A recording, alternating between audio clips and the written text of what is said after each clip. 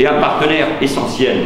Elle ne peut pas entrer dans l'Union européenne. Nous devons cesser de mentir à ce grand pays. Nous devons ce langage de vérité aux Européens tout autant qu'aux Turcs qui méritent donc une réponse claire, respectueuse. C'est la base pour que nous relevions ensemble les défis qui sont devant nous, pour que nous sauvions l'Europe face à ces menaces de dislocation. C'est ce langage de vérité, mais surtout cette détermination.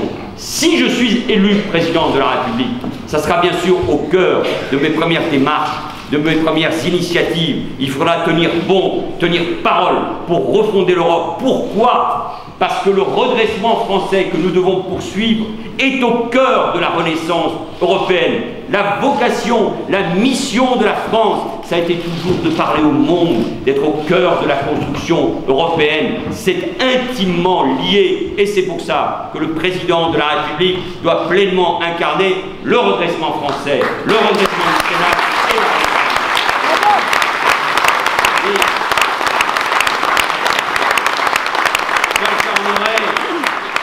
J'incarnerai cette volonté, reprendre notre destin en main. C'est aussi face à une menace terroriste sans précédent qui, il y a 2 ans, nous frappait si lâchement, à Charlie Hebdo, à Montrouge, à l'Hypercacher, face aussi à une société où il y a de la violence, de la délinquance, face à la montée de l'antisémitisme, du racisme, des actes anti-musulmans, anti-chrétiens, de l'intolérance. Protéger les Français. Nos compatriotes attendent cette protection. Que l'autorité de l'État soit respectée, que les règles soient appliquées. Parce que j'ai été ministre de l'Intérieur, j'ai vu au plus près le courage, l'engagement de ces femmes et de ces hommes qui veillent sur nos concitoyens. Nous devons être à leur côté, leur donner les moyens humains et matériels, comme nous l'avons fait depuis 2012, d'accomplir leur mission. Je propose de créer 1000 postes supplémentaires de policiers et de gendarmes tous les ans. Ils s'ajouteront donc aux 9000 postes engagés depuis 5 ans. Et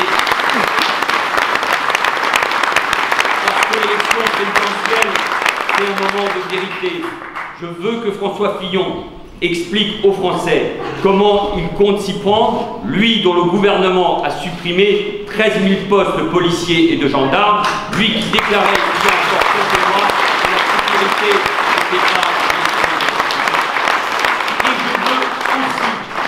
Que l'extrême droite, qui parle toujours si fort, si bruyamment, mais qui n'a voté aucune loi antiterroriste, aucune loi sur le renseignement à l'Assemblée ou au Sénat, qui s'est opposée au vote du dispositif de contrôle des passagers aériens au Parlement européen, nous explique comment elle compte débusquer, comme le font chaque jour nos services de renseignement, les individus, les groupes djihadistes, les terroristes qui se préparent à passer à l'acte.